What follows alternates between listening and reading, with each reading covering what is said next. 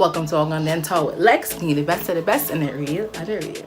BET's tapping into their Caribbean side. They had a whole showcase representing the Caribbean masses. Let's see the performance. You can check out the video right on my page of my lovely commentary. Earlier this week, Tifa released her album cover for her debut album, Curry Goat and Champagne. On one of her recent posts, she explained the actual title of the album, Curry Goat representing the Jamaican side and Champagne representing the international side. Dancehall's dancing couple, Marvin and Nikisha, will be welcoming a baby very soon in their future. They had posted this photo of the sonogram of Nikisha. Earlier this week, there was a major rumor of a very old school song that we all dance to, and the rumor was that the electric slide, yes, the electric slide was written about a vibrator.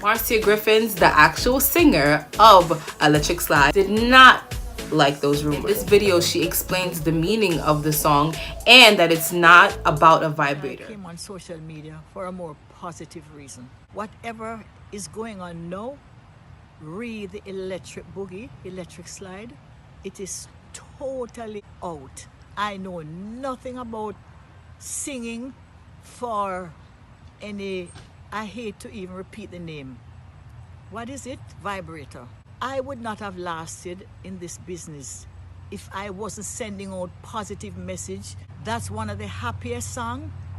Clean, full of love, unites people together. Grace is in the air, and that is actually in Ding Dong's air. He is now the global ambassador for Grace. It was a signing of him becoming the global ambassador.